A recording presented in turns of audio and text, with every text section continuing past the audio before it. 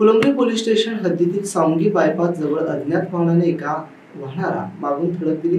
यात मामा भाच्याचा जागीच मृत्यू झाला तर एक व्यक्ती गंभीर जखमी आहे। याबाबत सविस्तर माहिती अशी की दुपारी 1 ते 1:30च्या सुमारास मोहसिन शफीक कुरेशी वय 27 राहणार चिकलठाणा त्याच्यासोबत असलेला त्याचा भाचा रशीद मुस्ताक कुरेशी वय 17 राहणार मंठा हे वडोद बाजार येथून मोटारसायकलवरती बकरी घेऊन येत असताना सावंगी बायपास जवळील पेट्रोल पंपाच्या पुढे त्यांचा अज्ञात वाहनाने धडक दिल्यानं ते गंभीर जखमी झाले।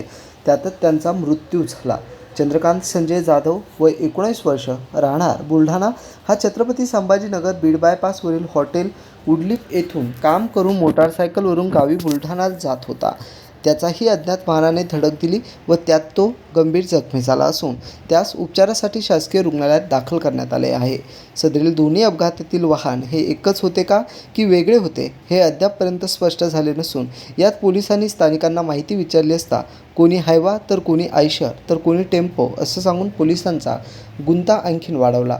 आता पोलिसांना पुढे या अपघात करून पळून जाणाऱ्या वाहनांना पकडण्यासाठी आव्हान ठरणार आहे। सदरील घटनेचा तपास पोलीस उपनिरीक्षक श्रीनिवास तुळे हे करतायत। Bureau report AI news Sambhajinagar.